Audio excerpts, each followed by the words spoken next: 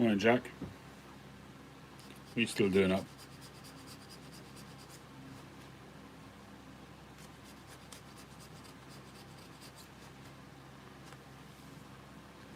Hey, Oscar.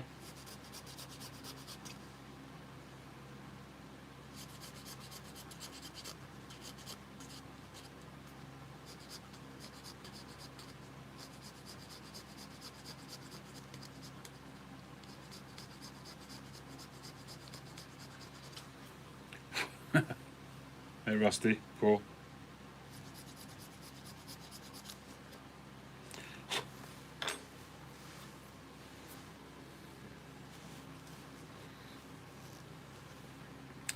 Well, the Eskimo is essentially done. I just need to decide if I'm staining it or not. I'm just carrying on sanding, going higher and higher in grit. I'm up to 600. I'll show it to you in a minute in detail. I'll wait for a few more people to get on. But I need to make a decision on whether to stain it. I'm not sure that I've ever seen an Eskimo unstained. Oh, star-wise.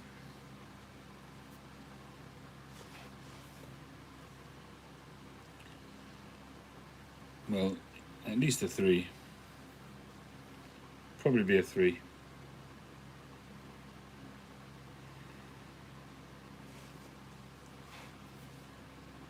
We'll see what it looks like when it's finished. Maybe a 4, possibly.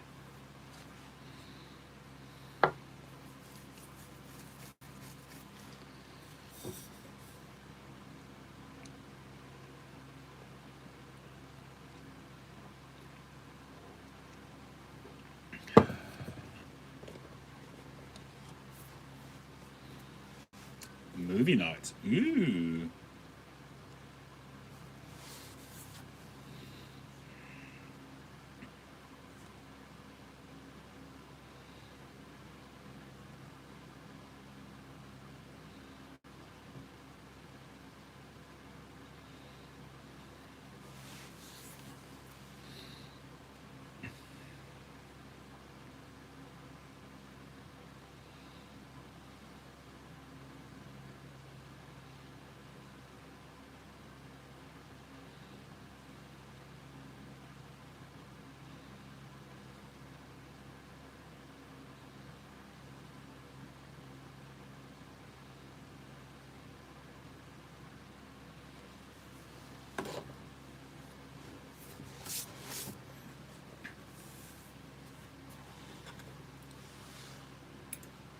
Well, let me show you the pipe before you go, Josh.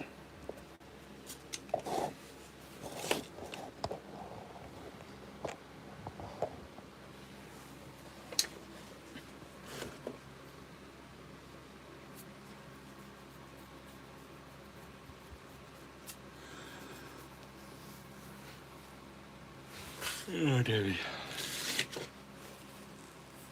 Hey, Daniel.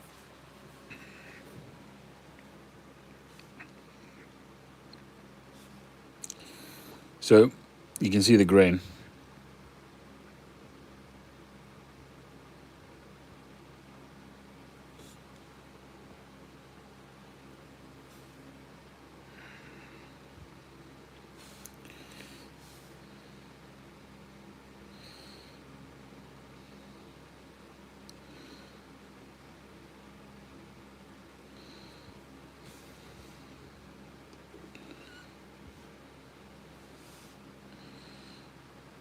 It's not focusing very well.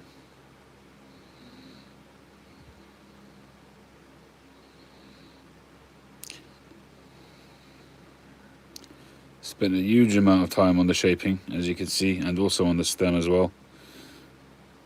Sort of sculpting that out.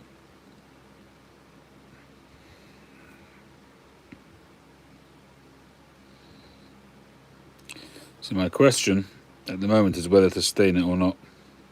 Traditionally, I think Eskimos usually are stained to bring out that grain.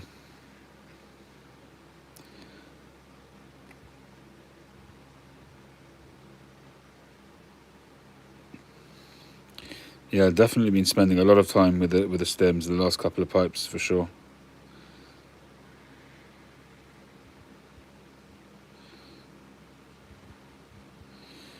Well, it's actually a small pipe. It's probably very light.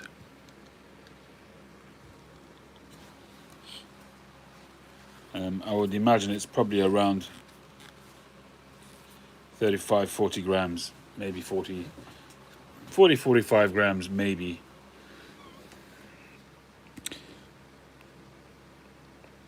Some of them are really quite big and fat, and I would imagine they'd weigh quite a bit. So this one is certainly a more clenchable weight. Smallish bowl, probably a group 2 or 3.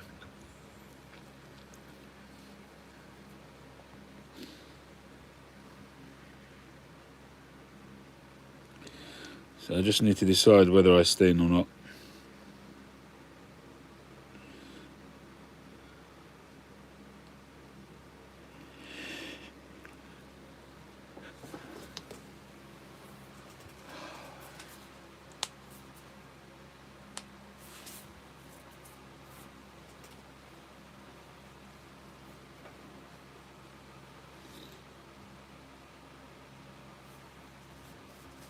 Oh yeah, it will be. It will be for sale for sure.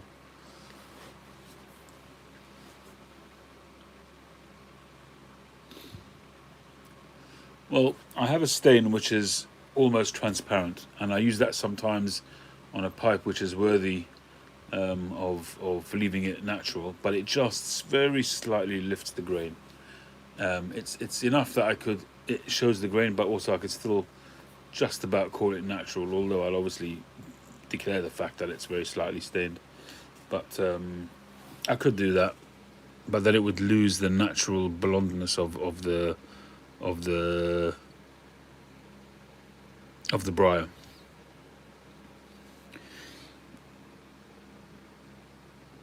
So that's my dilemma: is whether to go for a contrast stain or just leave it.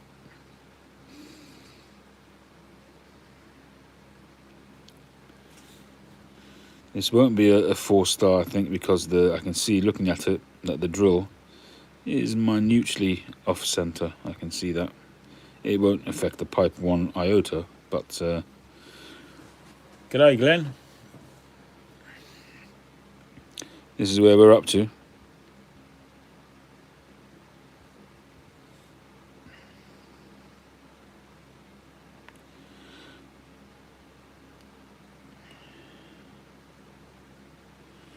I don't know why my camera's not focusing very well today.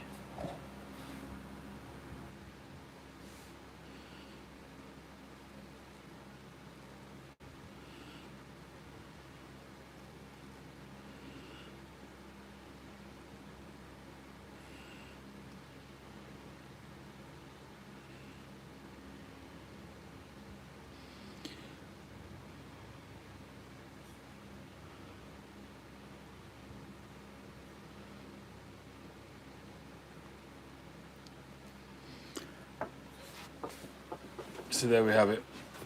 I haven't decided whether to stain it or not. My gut tells me to stain it, because I think staining it and getting that contrast just makes it more saleable.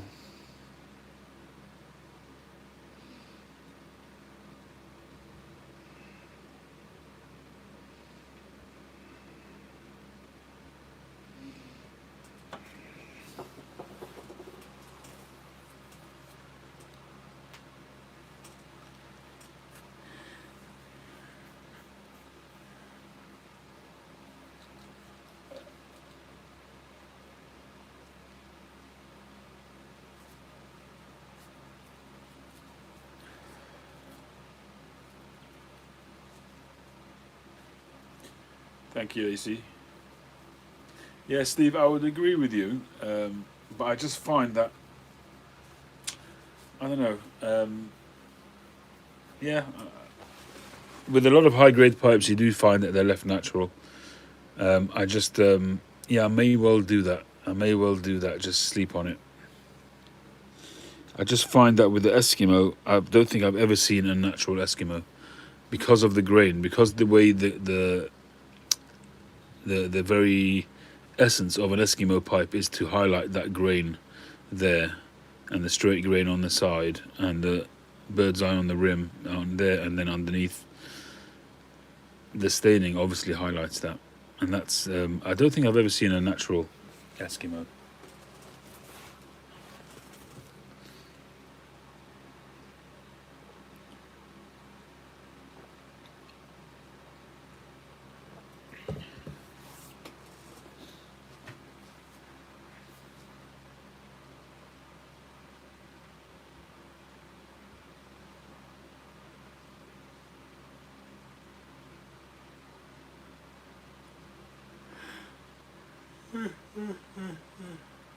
Oh, it's been a long day. I was supposed to go to a car boot sale this morning.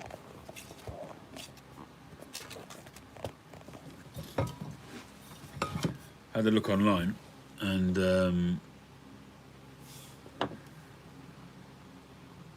yeah, the stem is flared.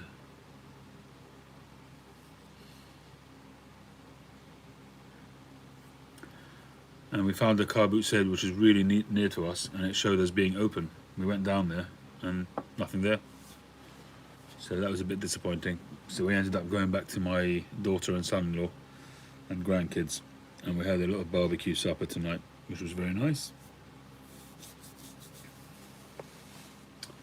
And then got back into the workshop, and just cracked on with it. But in a way, I'd like to just, if I'm going to stay in it, and then leave it overnight. So, I'm not sure.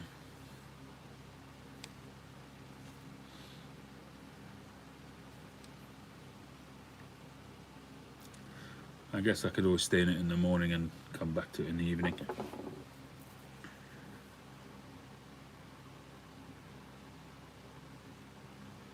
Maybe I'll get some. I'll be honest with you. I mean, I've got quite a few of his rods here, and I do use them. I've made stems. I've made with the bamboo pipe. I made a gorgeous stem with it.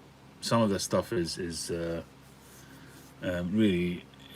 It looks amazing. The swirly sort of patterns that you get in some of his stems is fantastic. But I'm kind of leaning towards the classical combinations. You know, the ebonite, black ebonite, and maybe just a little bit of an accent, you know, maybe use them for bands, but for the most part I've been using ivorite and horn as accents, maybe a metal ring or something like that. Yeah, I think I will sleep on it.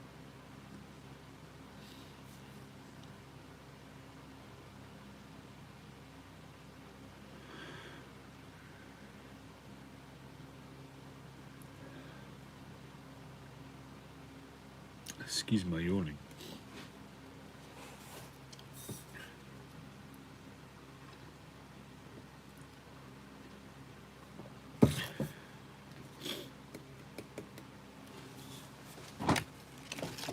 Oh, there he is.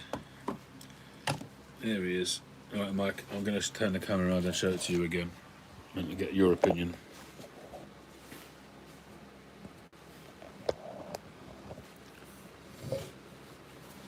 So I'm trying to decide whether to stain or not, Mike. There's the pipe. The grain's there. It's not absolutely straight grain, but it's pretty awesome.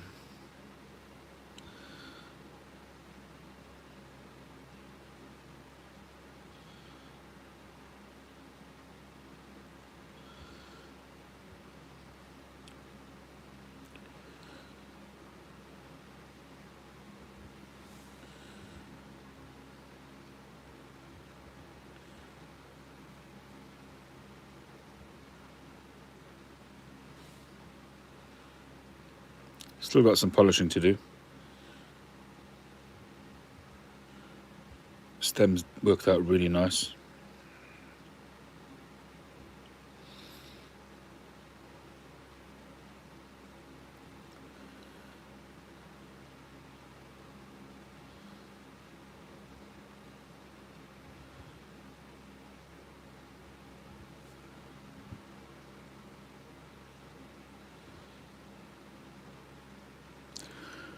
So, Mike, there we go.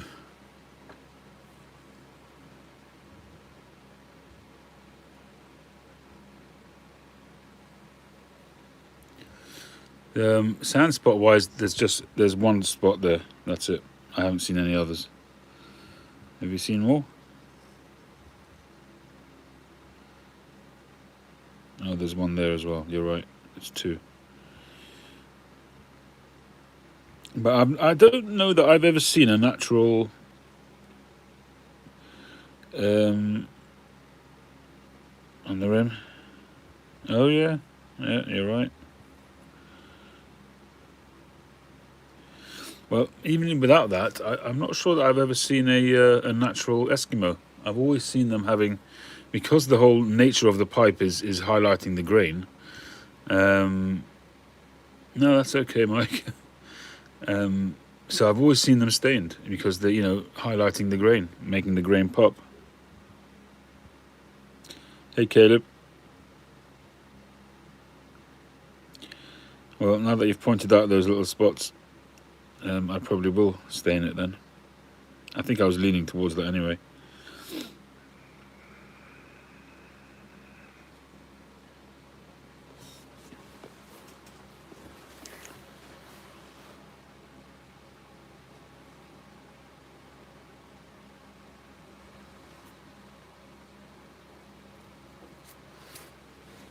Yeah, all right, Mike. On the right side.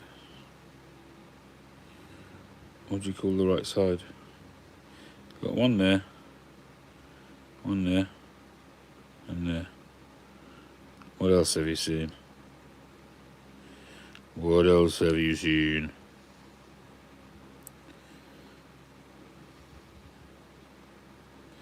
It's just bits of sand.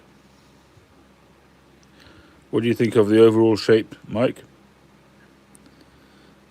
And I know that would normally be flatter, but besides for that.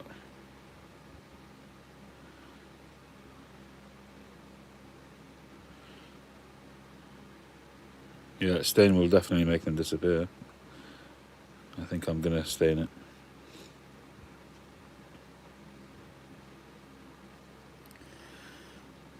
Have I ever had a perfect pipe?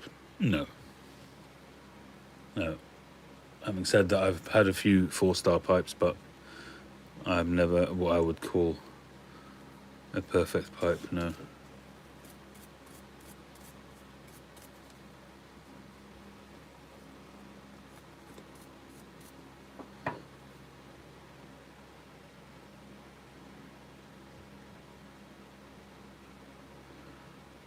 Yeah, I mean, Tom's shape is Tom's shape. It is based on Tom's shape, that's for sure. But it does have the wider mortise, although this won't be a 9mm pipe. I mean, I could adjust it afterwards if somebody wanted it to be 9mm. I would just lengthen the mortise. But it is made to be non-filtered. Let's see what kind of response I get.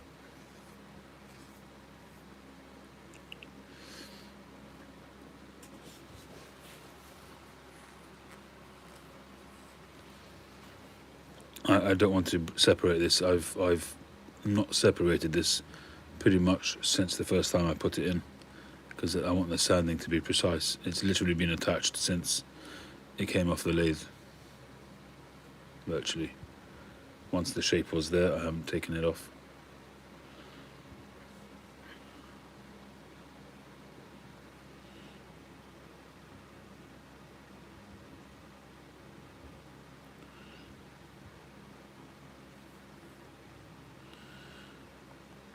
Alright, well, I'm going to continue sanding anyway. At the moment, I've gone up to 600. It is my first Eskimo, yeah.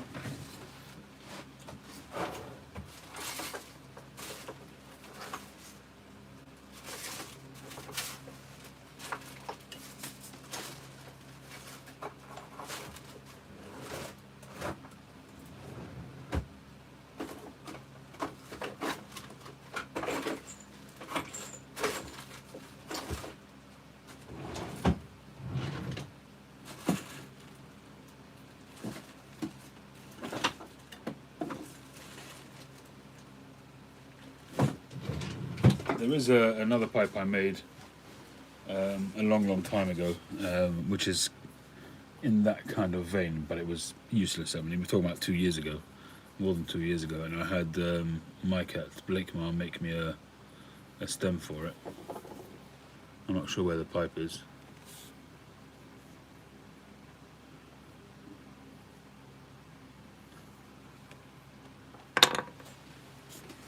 What shape have I not carved yet? Hundreds and hundreds and hundreds of shapes that I haven't carved yet. Everything other than the ones that I've already shaped. In fact, there's many shapes that Tom Eltang hasn't shaped, or Nana Everson, or Hans Foreman Nielsen.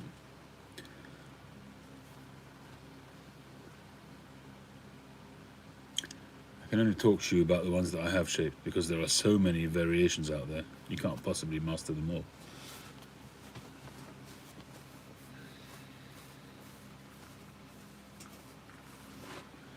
I was always scared of doing diamond shanks, but I've done a few of those now. Even though I can't say that I've mastered it, but I've done a few.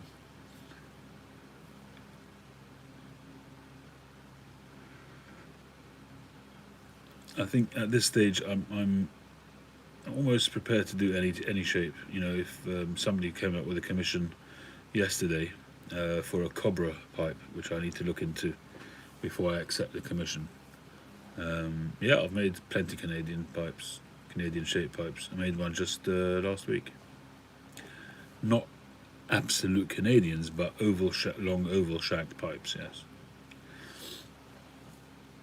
You know, being a 9mm pipe, you know, it's never going to be a really flat kind of shank. Since 99.99% of pipes that I make are with 9mm mortises. But I have made Canadian pipes.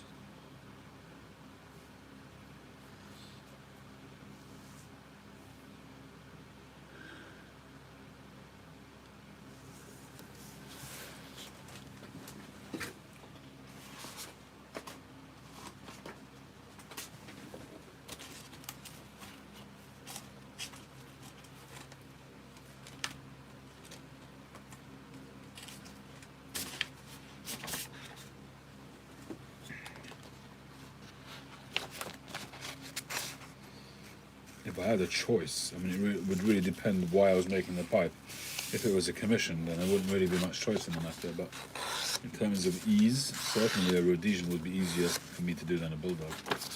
No question about that.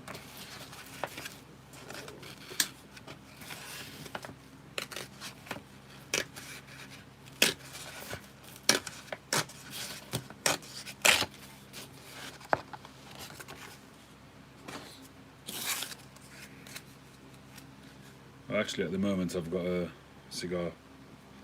I was smoking this very nice Boswell bent billiard. Haven't smoked it in a long time. Converted it to 9mm a year or two ago. Got some specialty gear flake in there. I bought this pipe in 2016.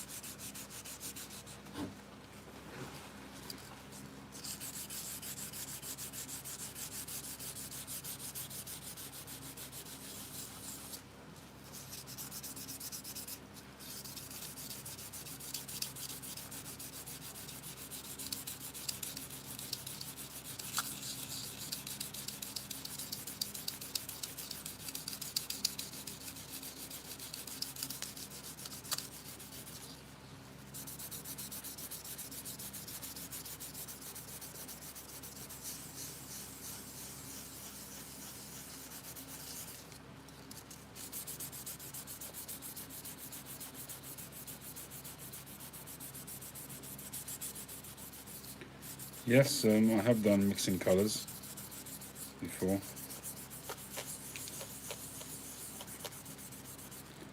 But overall, I've generally been quite happy with my staining. So as the saying goes, if it ain't broke, don't fix it. It's not to say that you can't improve, but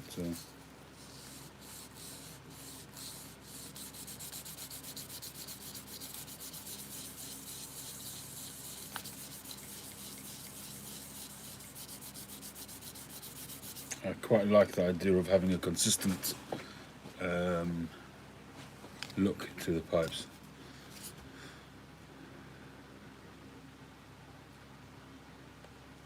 English blends, Caleb. Where are you based? Which part of the world are you in?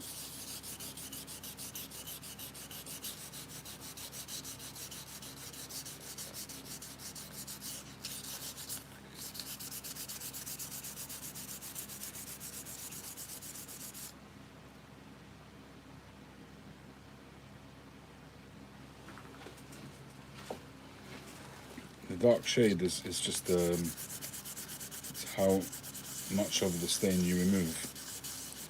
So when I stain a pipe, the whole of the pipe is dark stained, and then you remove it in stages. So depending on, so what I do is I just leave more stain at the top to create that contrast, that zoning of the stain.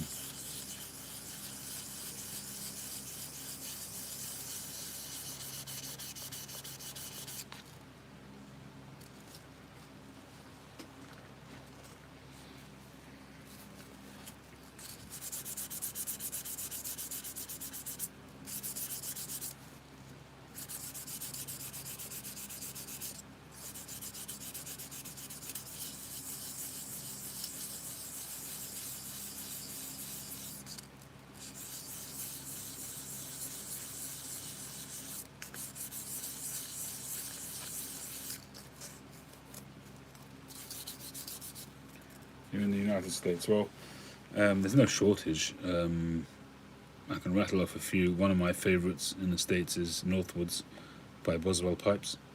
Northwoods is great. You've got Star of the East, Quiet Nights. Try those three. Plum Pudding by Seattle Pipe Club. Those are a good for you to be getting on with. McBaron Latticule Flake. That's enough to be getting on with for sure.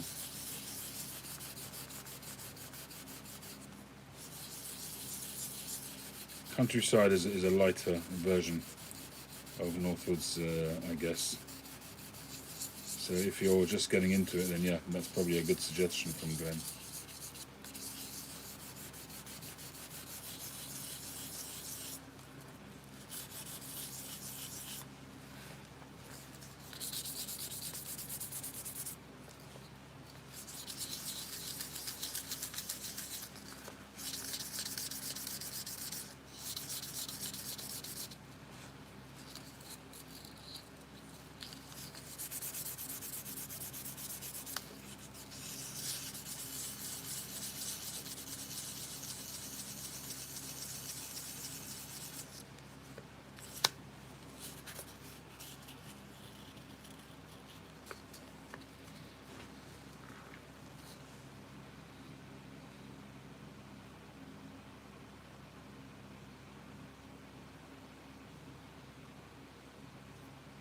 I've never ever used steel wool. I know that people use it, the 000 or whatever it is, but I've never used it. No,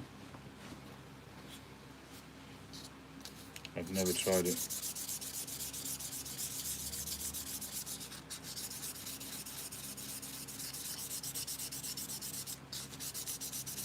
Which grading are you talking about? 4 zeros?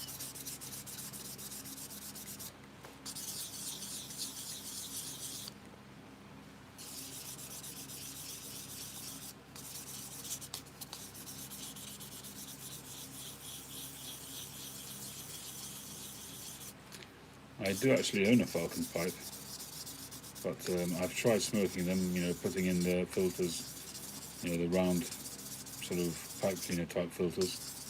It hasn't really done the job for me. So no, I don't smoke them, although I do own one.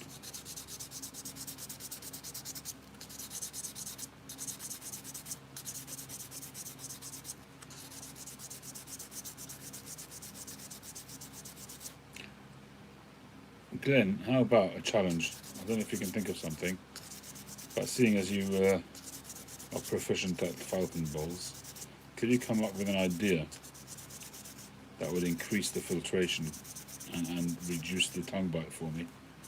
To put some kind of device at the bottom of the bowl in addition to the falcon filters. So whilst you're fashioning the bowl, to make some kind of device maybe that goes in between the thread at the bottom and the bowl itself, so almost like having an adapter in between the two. Any thoughts on that?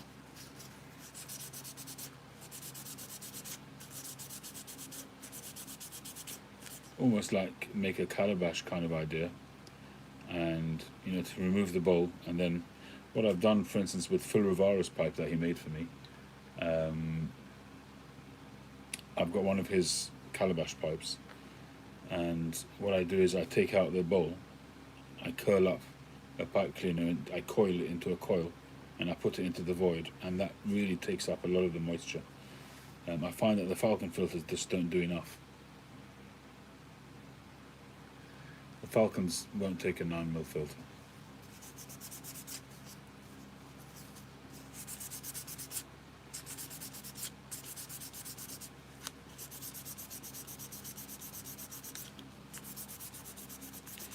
Actually, a good idea would be to make some kind of stem, maybe that would attach to a falcon pipe. It would just make it a bit longer, I think.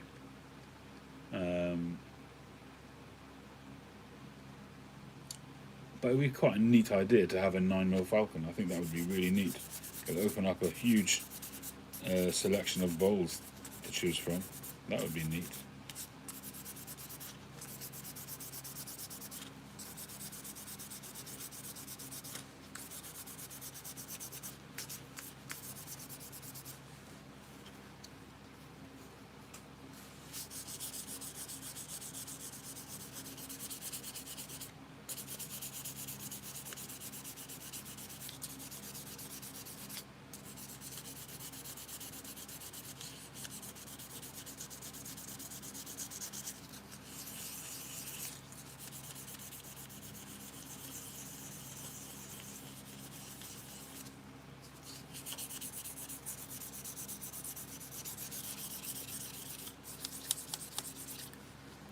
If you're looking for stems, I would highly recommend rawcrafted.com.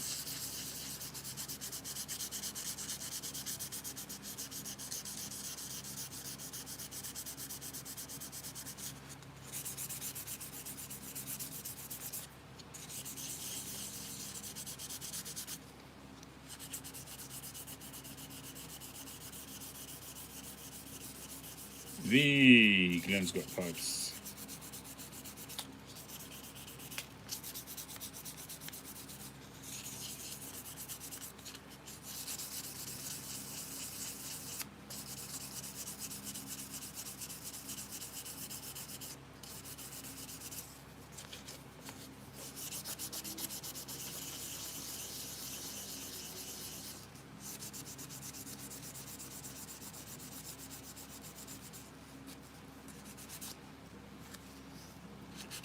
I think the concept of falcon pipes is the swappable bowls, interchangeable bowls.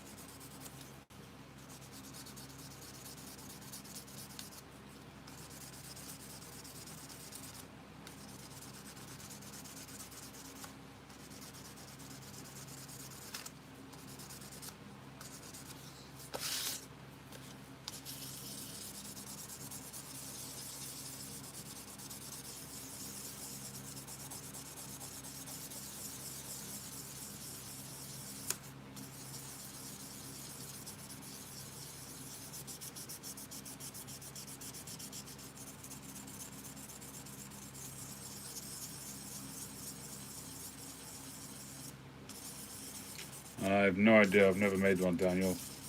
You might ask Mike about those because he's probably got some Radice ones, which have got dual bore.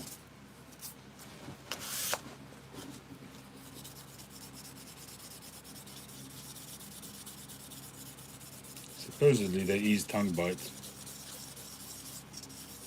but the reality of it, I don't know. Whether it's just one of those gimmicks or if it actually does help.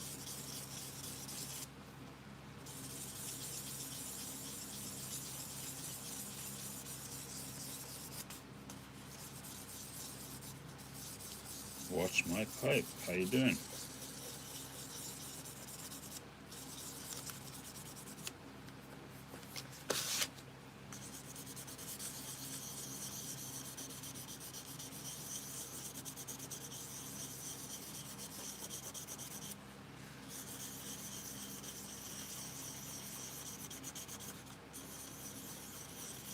Evening, Gray. How you doing?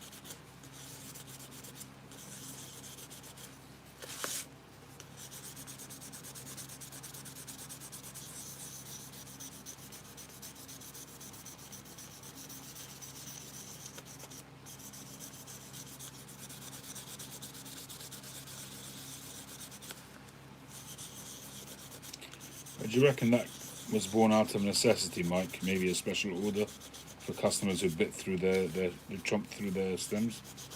I don't think they do that as a regular line, do they? And I think they used to. I've seen adverts of them from old magazines with a dual bore, advertising it as a good way to reduce tongue bite.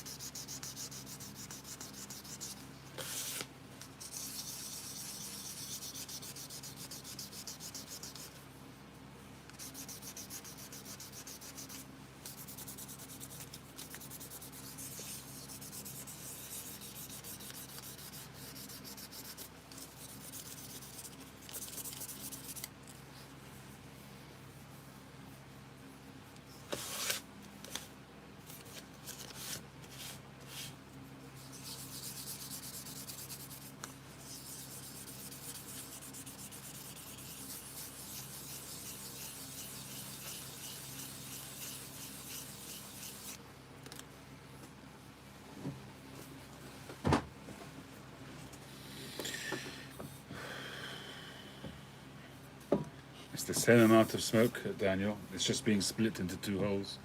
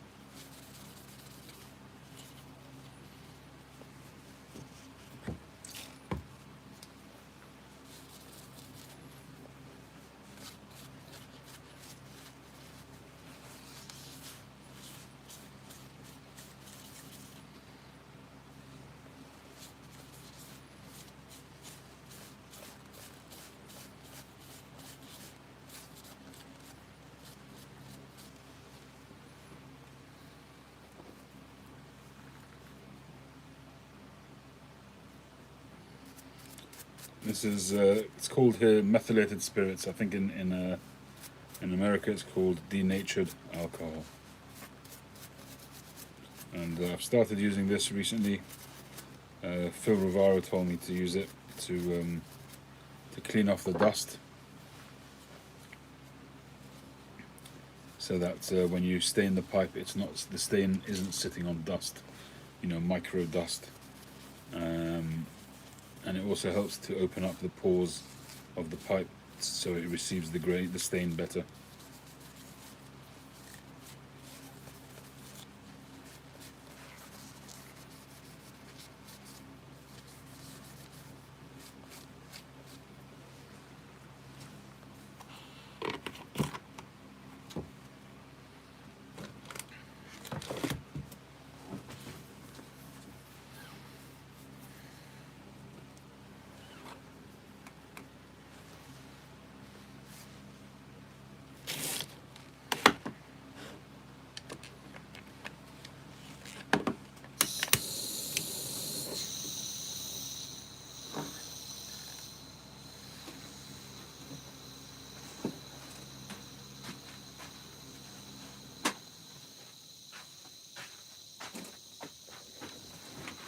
Just turn the fan off so it doesn't wreck the flame.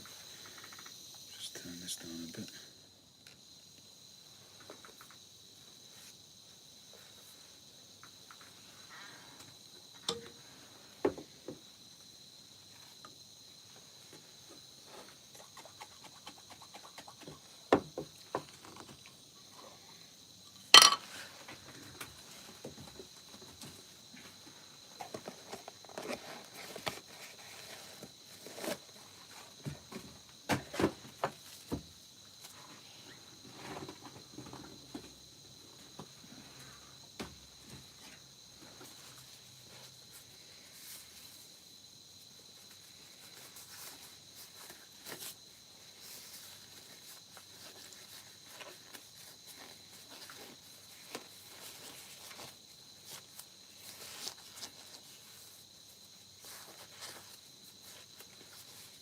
Nice one, Glenn. Enjoy.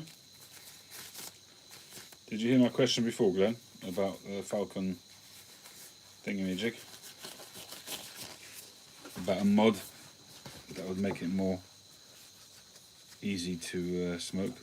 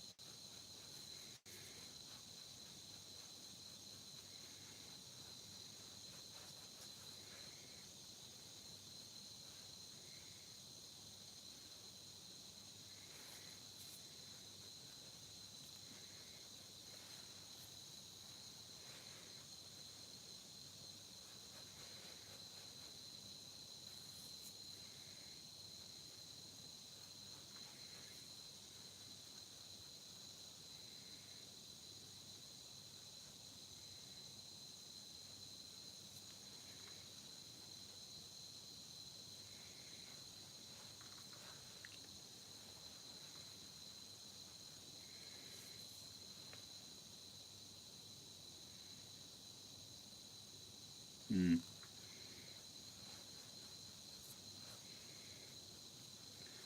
Birth year Petersons. I didn't realise that was a thing. I thought it was only Dunhills.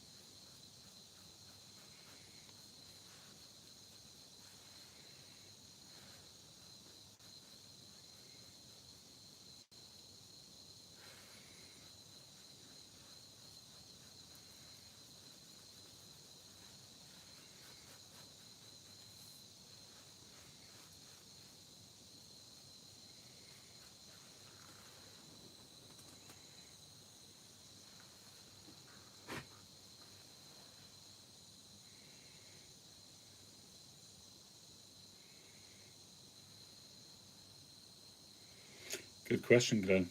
No idea.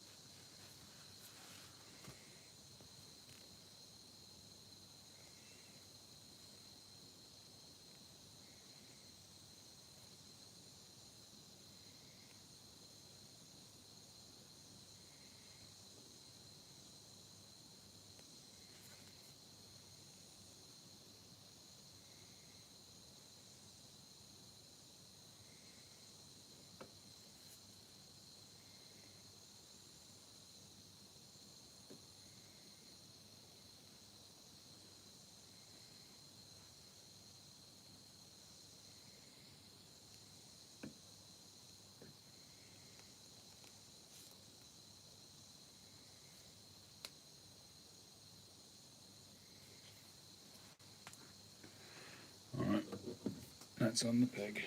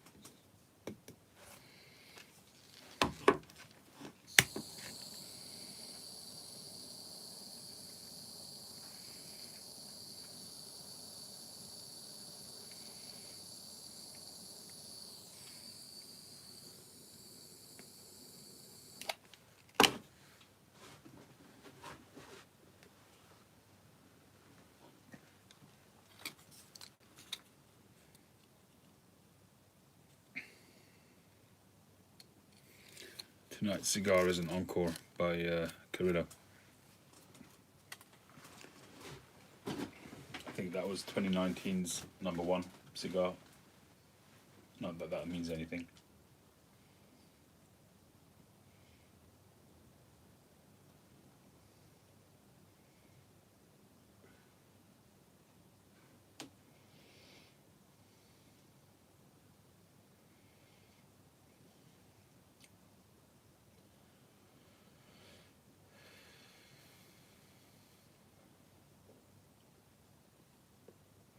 I would like to have a Castello one day, but I've yet to see one that's got a thick enough shank that I can convert easily.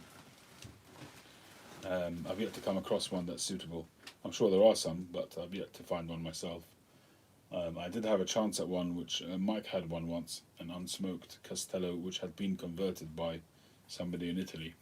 Not Castello themselves, um,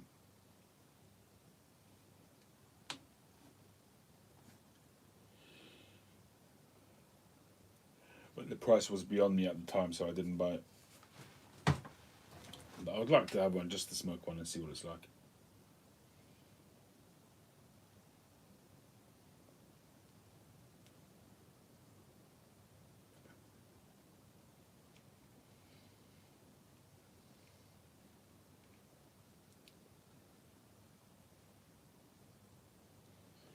Yes, I mean, as long as the shank has enough width, if you have a shank which is just 12 mil in diameter, you can't drill it. I mean, you can, but you risk cracking the shank. I generally, as a rule, try to have at least 16 mil diameter shank before I even think about converting a pipe.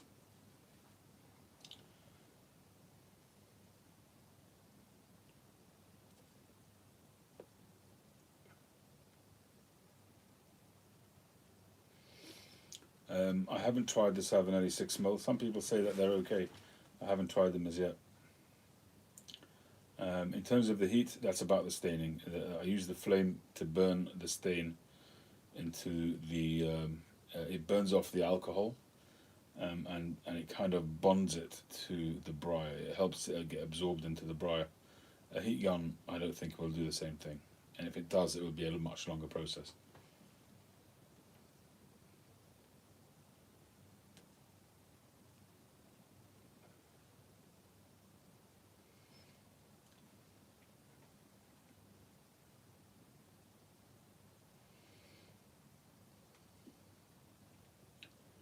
What the heat gun will do will just dry out that layer of stain.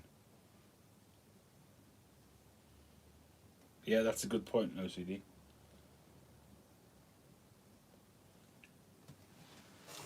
But you'd have to get the right tenon as well for that. But there are 6 mil tenons available.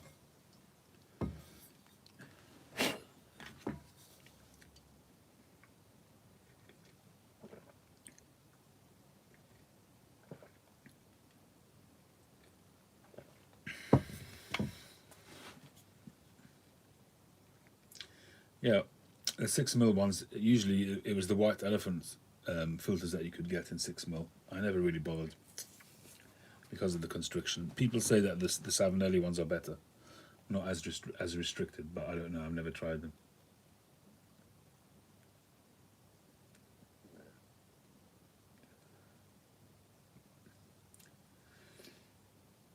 It depends what kind of tenon you're using, Daniel. If you're using a pre-made tenon, which I use, I drill it in and glue it in, then yes, your mortise has to be slightly wider than the tenon.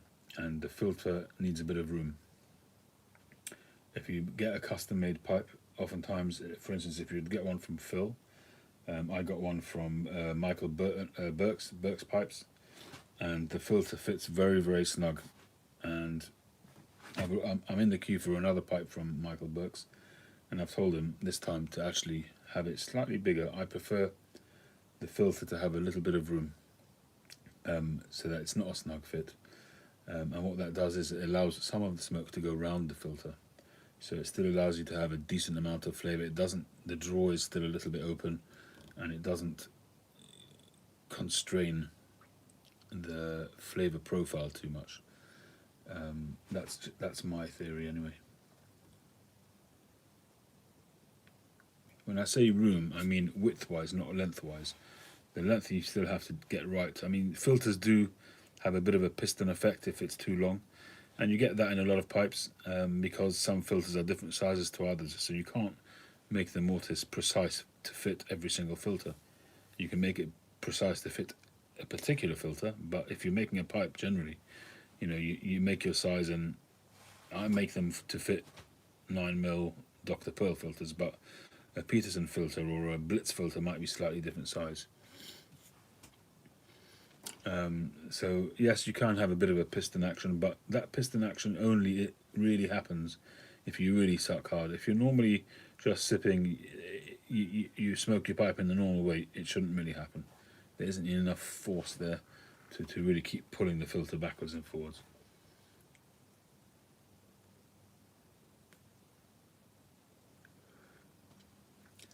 Yeah, that Burke's pipe, I don't think has a lot of wiggle room. I mean, that was the second one he made for me, and that was with a bit of wiggle room. I did ask him to leave a little bit of room, so that's intentional.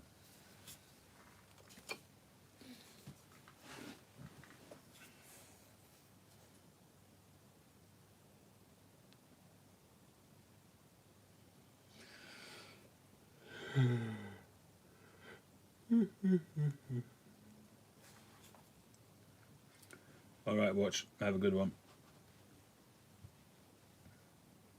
Yes, I've got access.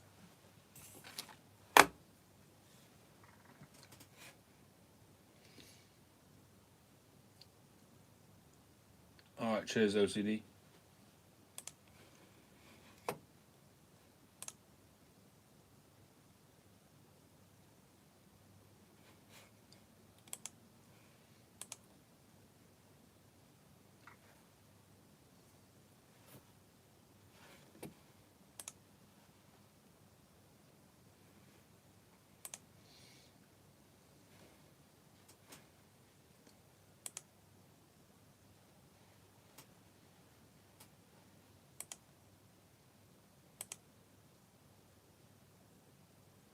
Oh, cool. Just looking at your pictures, OCD. Definitely food for thought. Cool.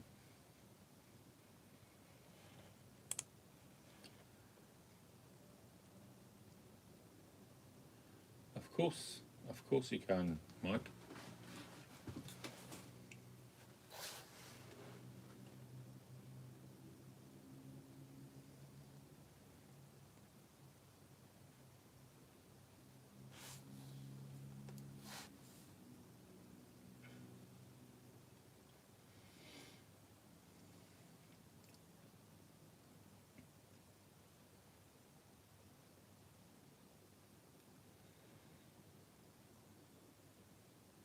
Side to side, Hawk. Yeah, exactly. That's what I asked for.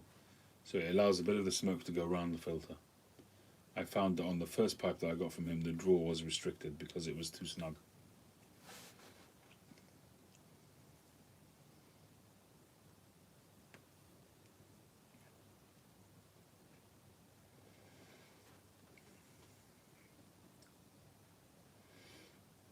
Where should it have showed up, Mike? It didn't show up here on the chat. Maybe just drop me an email if you don't mind. Let me check it, unless you sent me an email.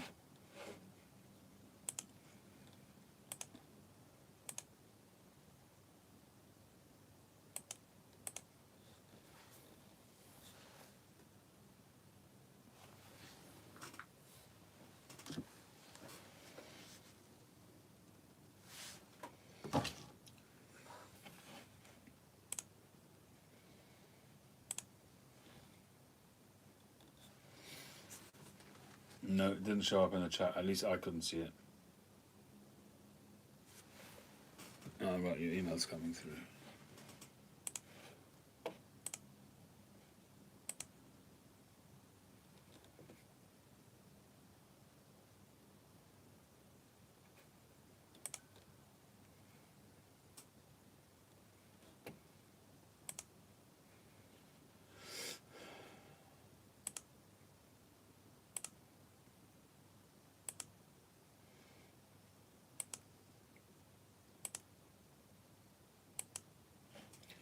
Yeah, I guess that would work, Mike. I don't particularly like the pipe, but yeah, I guess it would work.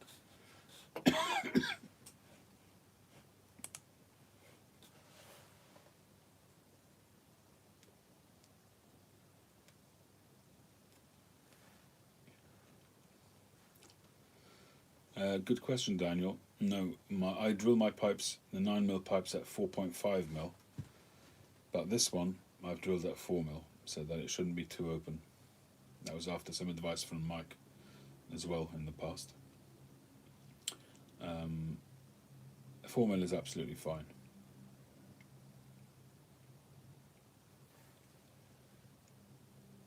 Yes, I'm picky. Absolutely.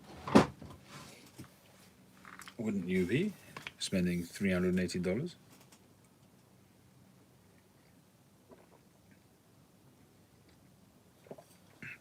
Actually, speaking about spending money on pipes, I'm very close to putting a pipe on layaway, which would be the most I've ever spent on a pipe. It's an S-bang pipe.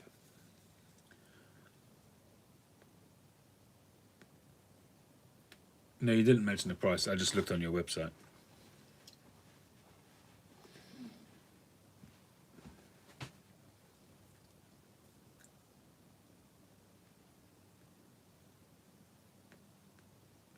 I've never owned. All the best, Steve. Have a good one.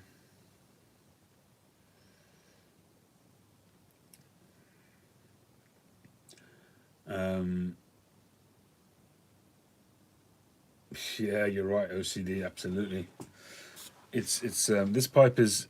I've made it from the beginning to be non-filtered, so that was intentional from the beginning. So that's why it's 4 mil. If somebody says to me that they want me to re-drill it for 9 mil, then I can re-drill the draft to 4.5 mil. It's really not a problem.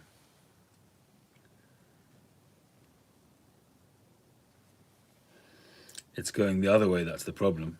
If you drill it at 4.5 and then it's too open, you can't bring it back down to 4 mil. That's the problem.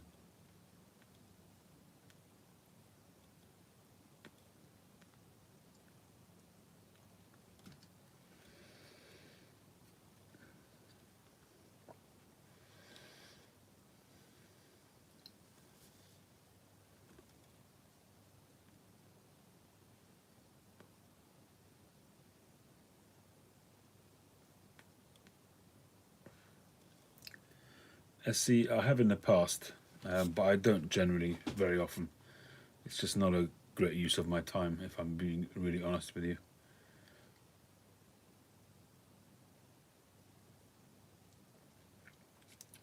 It's just the opposite, Daniel. If it's a famous, sought after brand, then they'll become more expensive. When they stop being made, they become more rare. Hey, Welsh Piper, how you doing? Other pipes that are not famous and not sought after, yes, those prices will go down as they get older.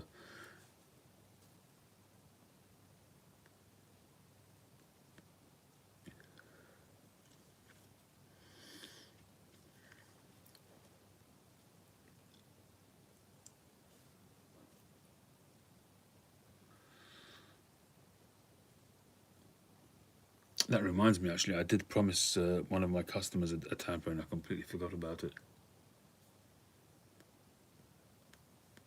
So at some point I will have to make one or two.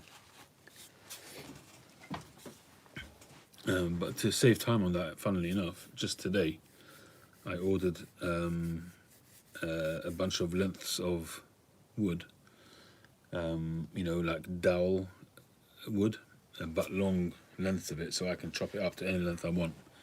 And then I can play around with it and make tampers. You could just leave it as a cylinder, but it's not much value added if you just send somebody a cylindrical piece of wood. But I'll probably do some kind of carving on it or something like that, and maybe splice in another piece of wood or maybe some band material or something like that to make it interesting.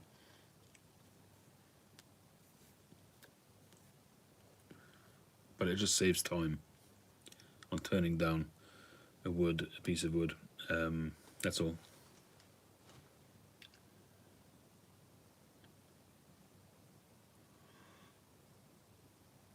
Chippy. Neither am I, mate. Neither am I.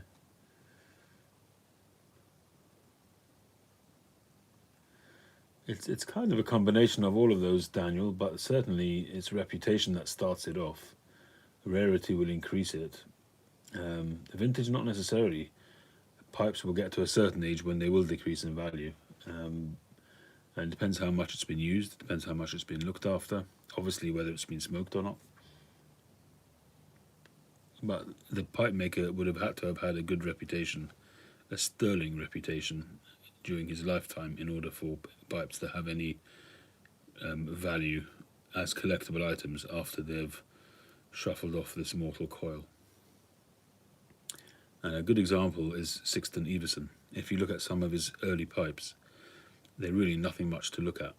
They're revolutionary in their time when he was making them. I mean, he started a whole shift in freehand pipes and styles and making use of briar, adding adornments like bamboo and things like that.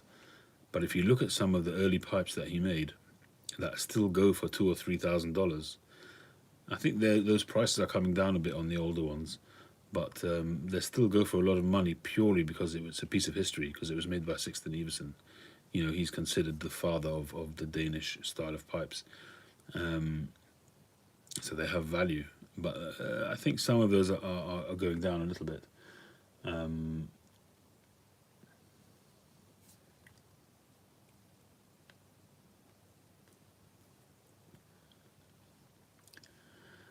the type of pipes that you'll need to invest in, Daniel, would mean a big outlay, um, unless you happen to come across a new pipe maker such as myself, and in 5 years' time my pipes are going to be $20,000. Then yeah, that would be worthwhile.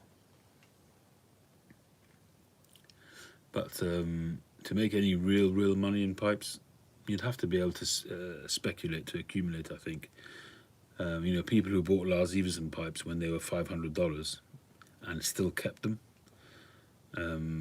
If you have a look at what's his name's collection of Everson pipes, and yes, Chonovitz pipes, he's got a huge collection of them. What's his name? The guy who wrote the book.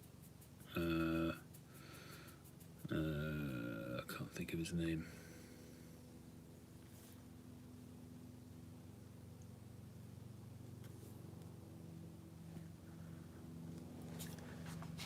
He wrote Pipe Dreams. Rick Newcomb, thank you, Mike. So he's got an amazing collection. I doubt he'll ever sell them. I mean, maybe in his dotage if he needs money, but I don't think he's the type of person who needs money.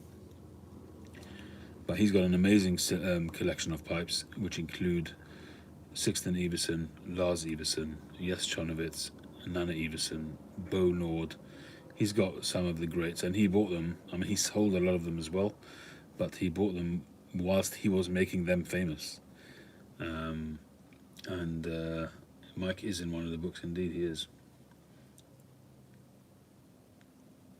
I mean, Rick Newcomb is really responsible for the Danish resurgence, or not resurgence, just the elevation of their status.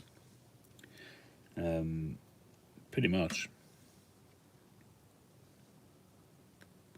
It was really interesting reading the story of how Aunt Julie became famous. She was in America, and she'd brought a handful of pipes, and she went into a tobacconist to show them, and they weren't sure. They said they'd think about it. And then during that time, there was a quiz show, and somebody obviously knew that she was there and asked her to appear on the quiz show. The quiz show was a type of show where you had to guess what the person did for a livelihood. She was not famous, and I guess that's why she qualified for the quiz, so that people wouldn't actually know what she did. And so she went on this quiz show as a pipe maker, and she became famous overnight. The next morning, the person said, "I'm taking your pipes." Obviously, the value of her pipes increased like crazy, and her career took off from there.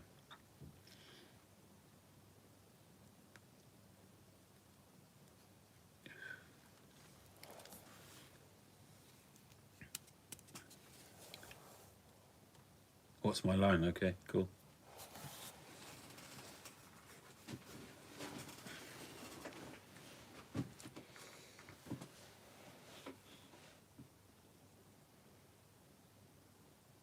And if you read the book, if you really want to get to the history of Danish pipes, read the book by Jan Andersen.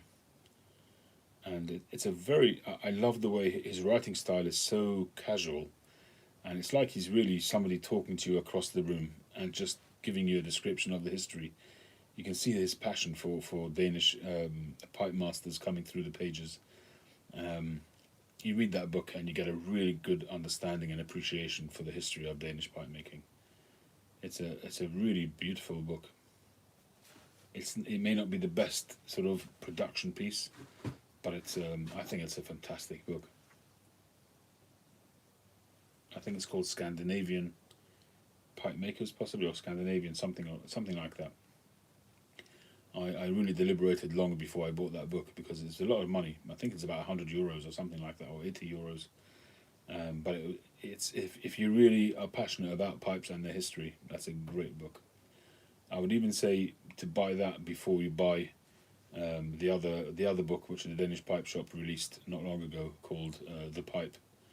that one is a production. So the production value in that book is what you get. You get beautifully, artistically taken photos, and you get the history of the pipe makers as well.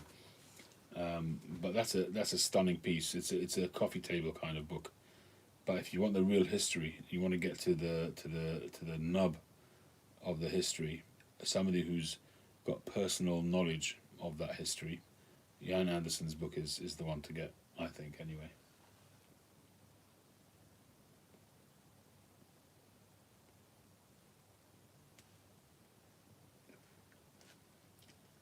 And of course, Rick Newcomb's books, because he's also talking firsthand. It's a bit repetitive, his book, because it's basically a compilation of speeches or articles that he's written. But there's still a lot of knowledge, a lot of information in those books, in Pipe Dreams and the second one, which is More Pipe Dreams or something like that. Oh, In Search of Pipe Dreams, is it called? Something like that.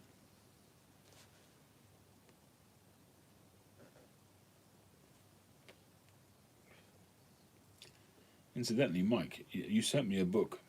I just started rereading it the other day.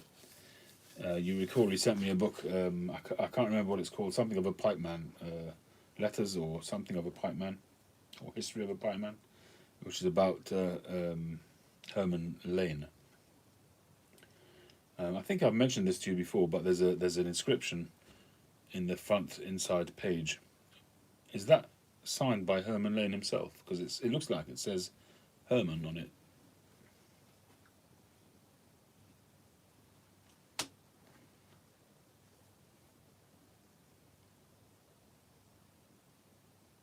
I'll have to send you a picture of it. And there's an inscription on there which says to whoever it is, and it's signed Herman. And it's dated, the release date of the book. That book is a first edition. I doubt it was made in a second edition, but it says first edition on it. But it's got an inscription on there, and if it is Herman Lane, I think that's so cool. Also a lovely book, a really, really interesting style of writing.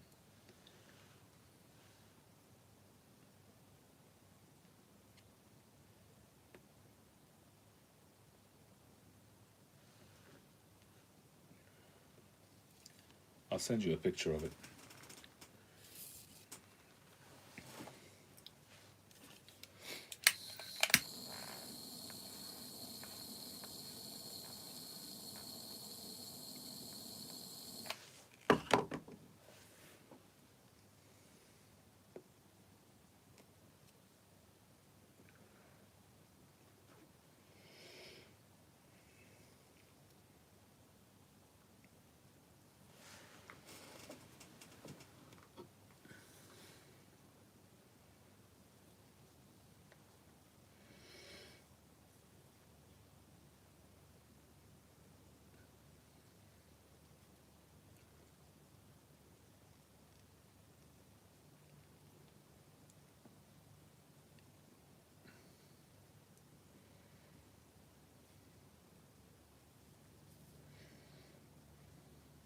All right, I see. Have a good one.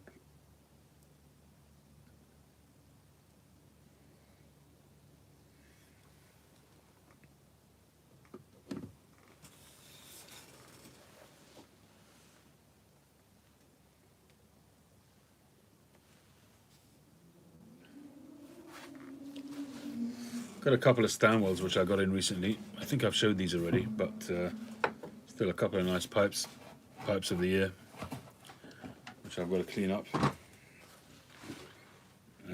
This one, I've had one of these before. It's a pot shape with this kind of bolt, kind of silver bolt adornment on it. This one is from 1999, Pipe of the Year, Stanwell, made in Denmark.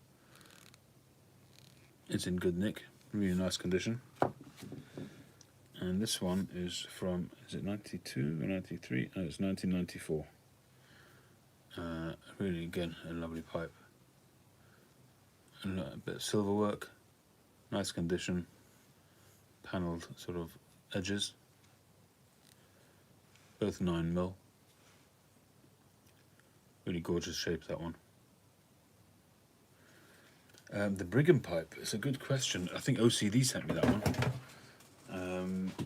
I don't remember if I've smoked it. I've got a feeling that I haven't. It's still on the shelf above my desk upstairs. And it's still in the cup that he sent me with it, with the filters. It's all there in that cup. I haven't done anything with it. Hey, Phil.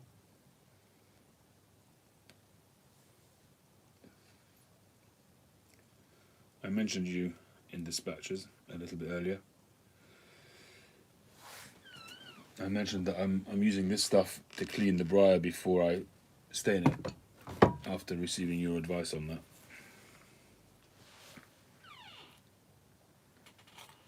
Yes, OCD you did. And I'm ashamed to say that I haven't tried it yet.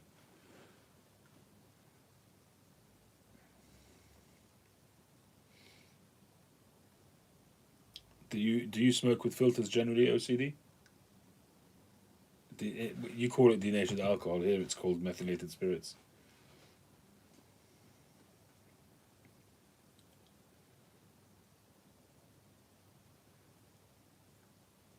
I'm curious, OCD, if you compare 9mm with those Brigham ones, what the comparison is. Would it have the same effect?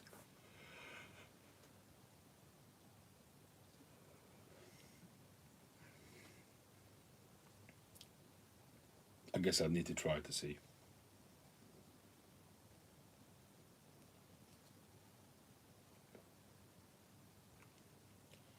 Was that a pipe that you've smoked yourself?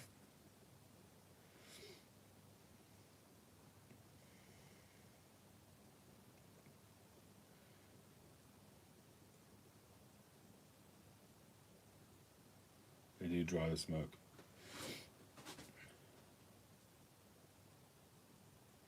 Yeah, perhaps I could, Daniel. Perhaps I could.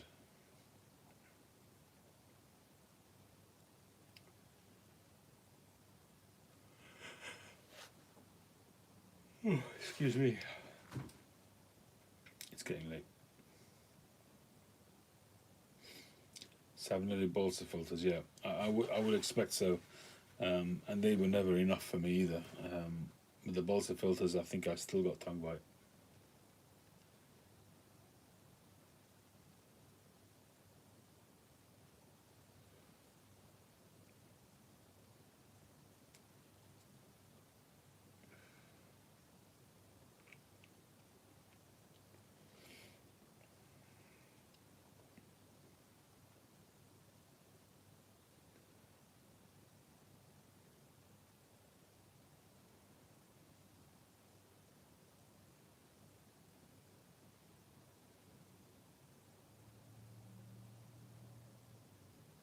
It certainly was OCD.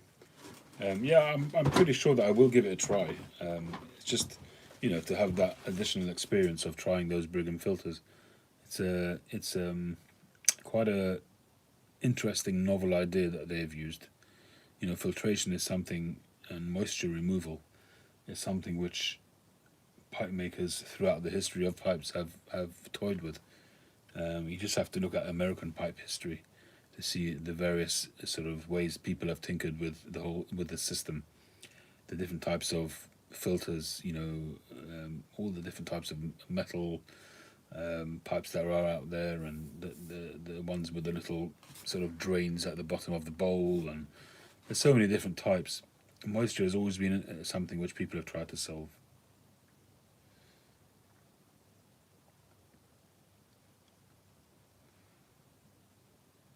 That could well be, Daniel. Yeah, they probably do last a few pipes. I mean, officially, the carbon filters, the 9mm filters, are supposed to be good for a few bowls.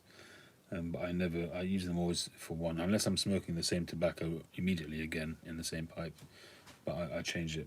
A lot of times, it depends on the tobacco, but sometimes after one smoke, it comes through. When I take the filter out, it's absolutely soaking wet and a dark brown colour. And that's really not ideal to use again. And sometimes I'll take the filter out and it's hardly stained. It could be almost, obviously a tobacco which was dry and not much moisture in there.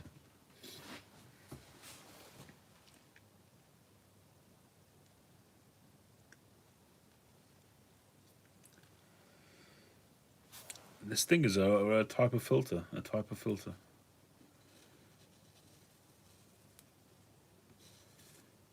I mean, they're very commonly used in older American pipes, like K Woodies and Dr. Graybows and all these kind of pipes.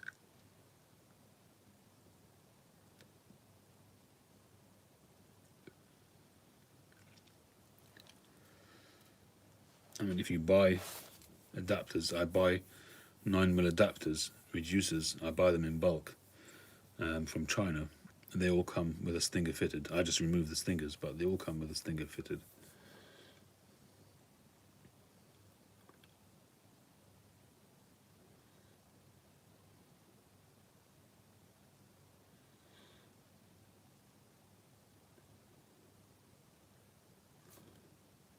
Costas, I have not seen his pipes.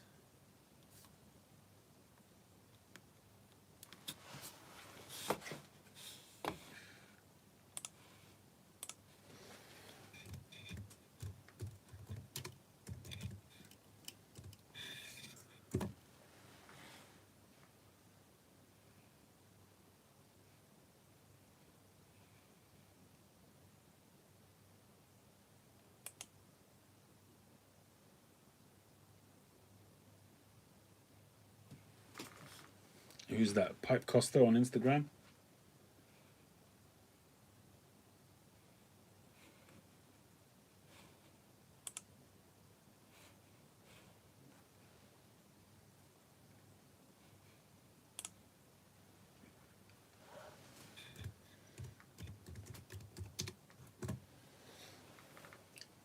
Oh, with a K. Costas Gurbelos.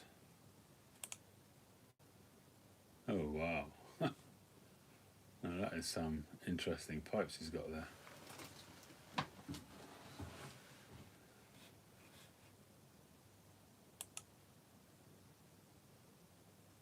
Wow. Really interesting.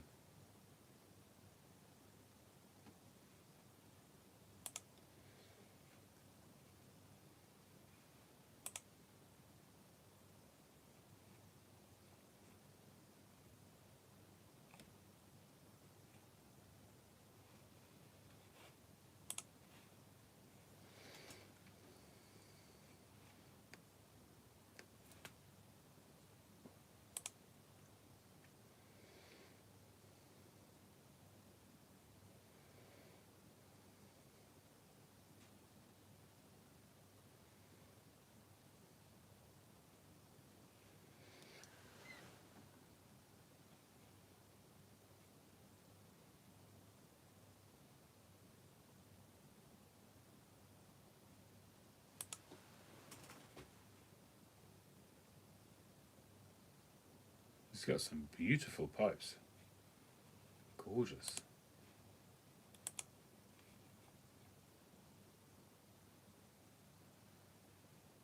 However, he reserves his best designs for his Aspida pipes. The 9mm ones are mediocre compared to those, but they're still stunning as well. But wow.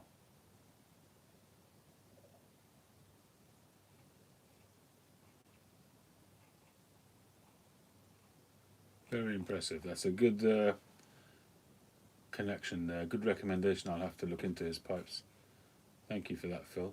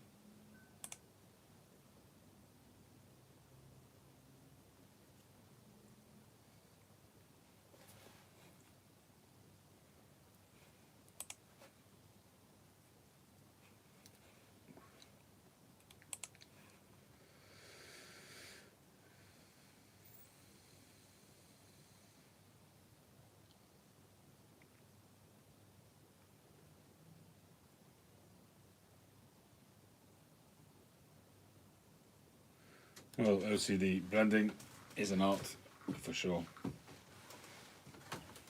If it was that easy, we'd all be doing it, I guess.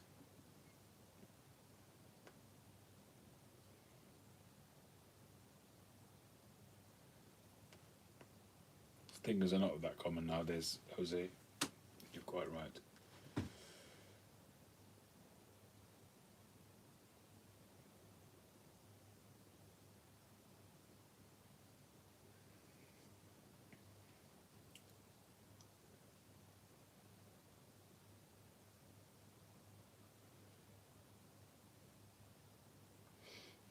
Having said that, I've got to give kudos to James because he's blended some fantastic tobacco. He sent me 3 of his blends, and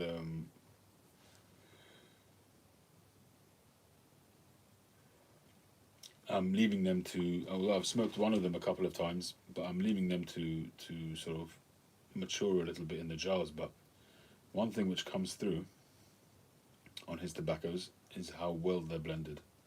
They're very, very harmonious, and I think that's a real talent. He's got a real skill there. I wish he would do something with it. He's just so generous. He just gives stuff out like water, you know. But he really ought to be selling his stuff. I mean, it's not for me to tell him what to do, but he's good enough to do that.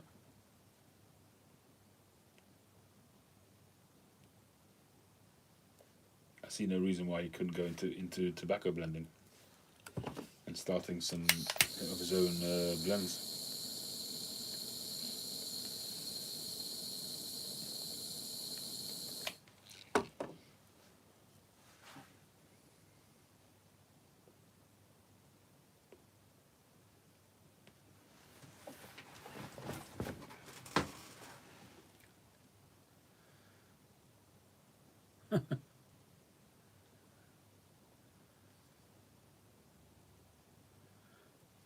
Yep, taxman certainly does.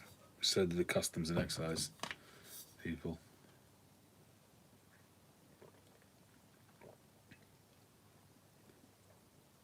Oh, I'm going to be floating in bed tonight. I'm drinking too much.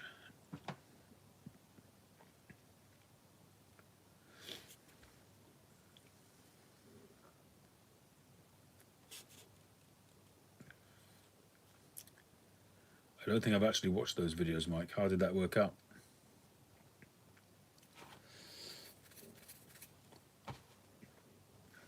Have you tasted any of them?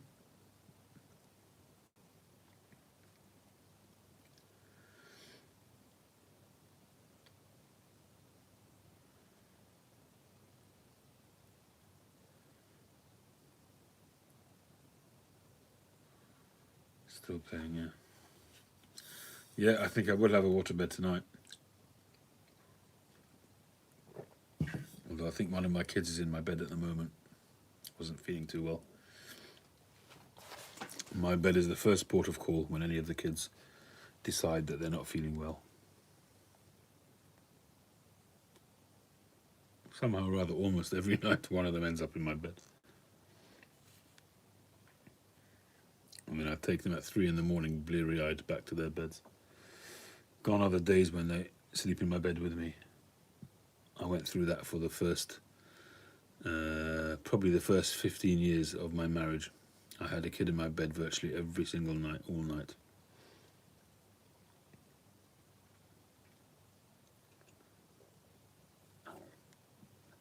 And I just got used to it.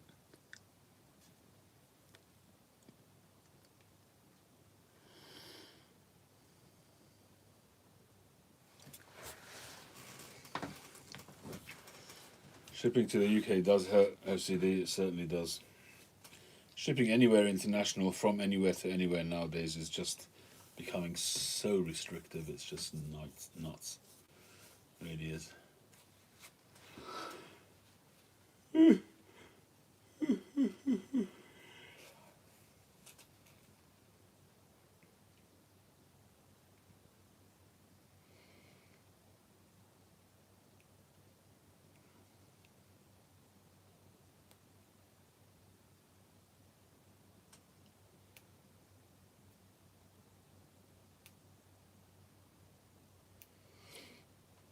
Well, I'd be more than happy to try OCD. I'll pay you for the shipping if that helps. I love experimenting and trying these kind of things out, so I'd be more than happy to try it, give you my opinion, do a video on it.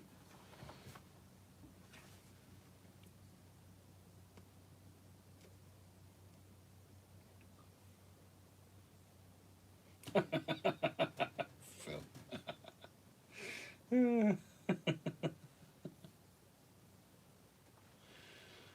And no wonder you're talking about plum brandy, plum wine. It's on your mind, isn't it?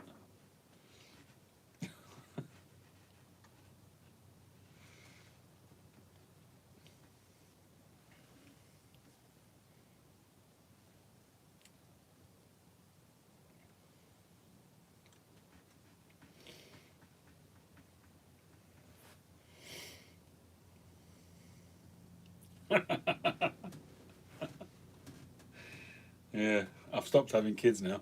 Maybe that's the reason.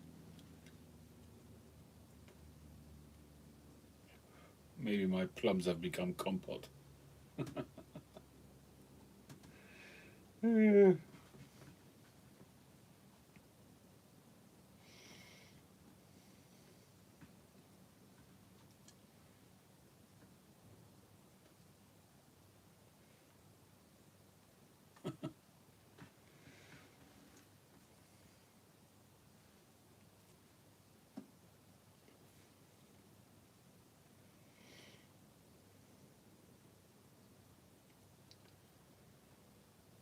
Pipe number one.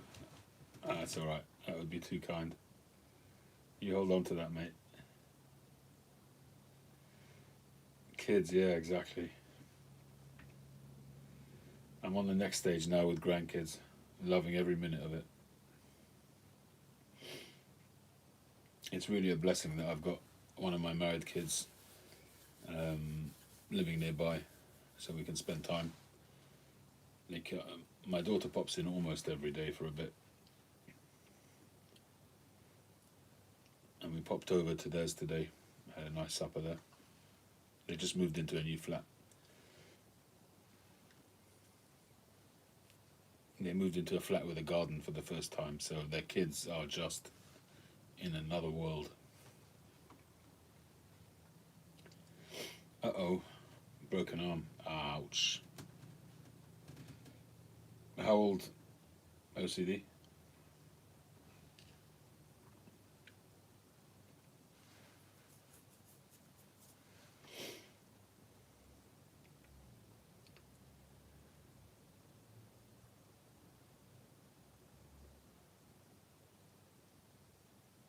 Well, I've got two grandkids nearby.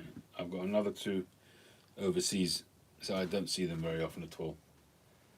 I'm lucky if I see them once a year, and I haven't seen them now in a long, long time. 7 year old, okay. Well, add 20 to that for my oldest. My oldest is 27 or 28, so I don't think he'll be sharing my bed.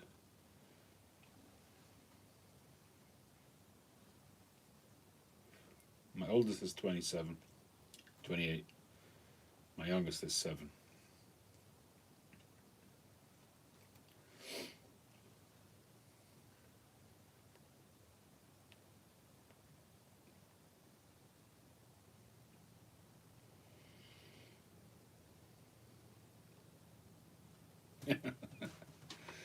You never know, yeah.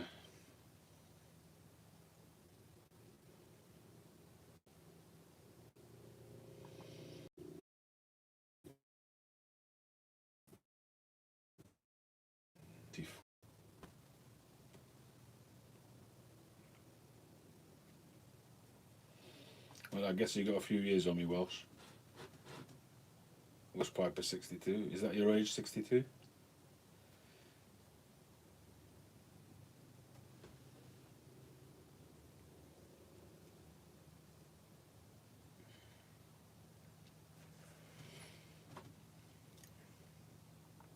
Too tired to do the math.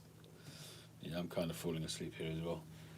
It's 2:30 a.m. at the moment, and last night was a late night as well, as it always is on a Saturday.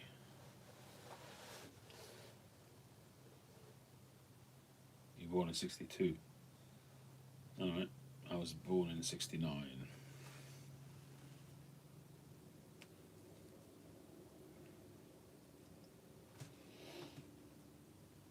Yeah, so you're heading for the big 6-0. Not too far off.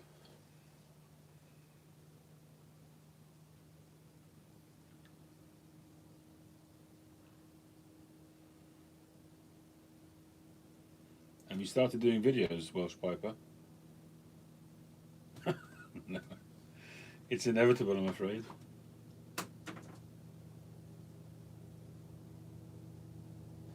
All the best, OCD. Have a good one. Hey, Jeffrey. Yo, Jeffrey.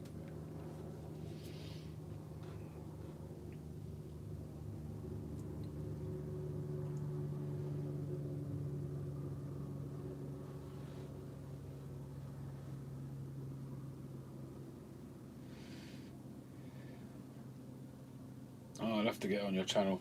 I'm not sure if I'm subscribed or not. Let's have a quick look.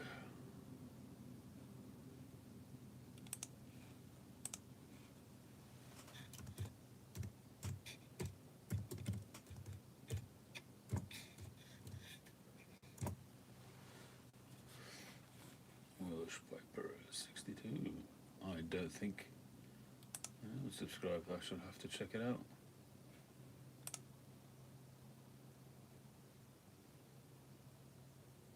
Oh, cool. You've just done your first intro.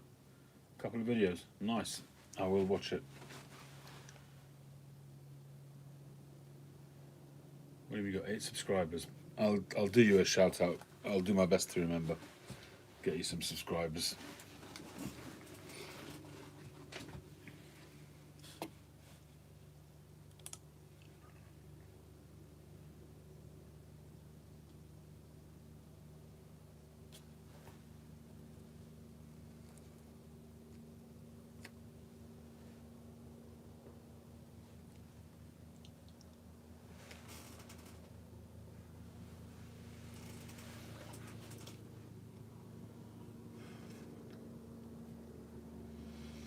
Yeah, once you get going, once you get started, it does become addictive, yeah.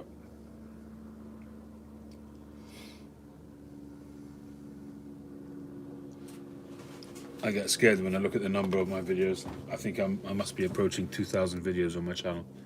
Absolutely crazy. I think about the amount of time spent on it. It's just nuts.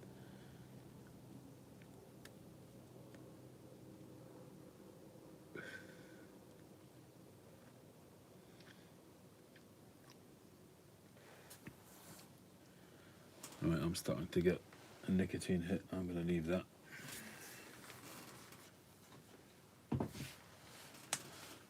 Oh, right, cool. Nice one. Thank you very much. I will have a look at that.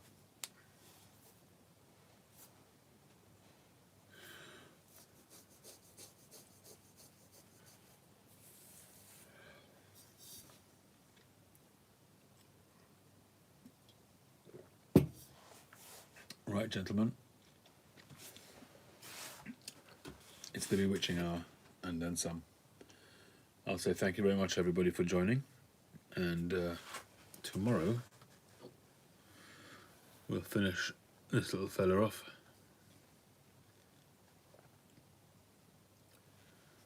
And hopefully the grain will come out nicely. That's today's pipe fill, by the way. A little Eskimo.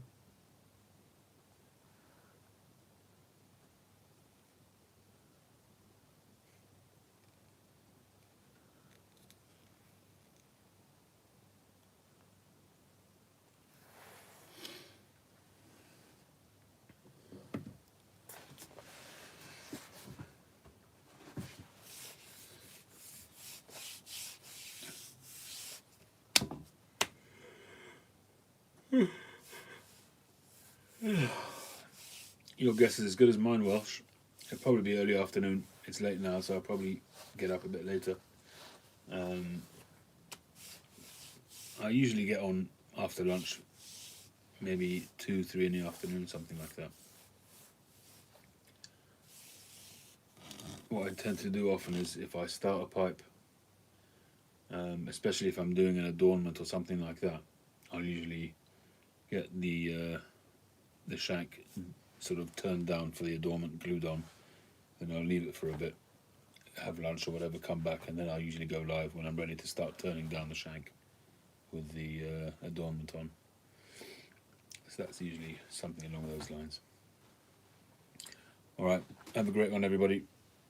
Thanks again for joining. Thank you for your company and your conversation. I will catch you on the next one.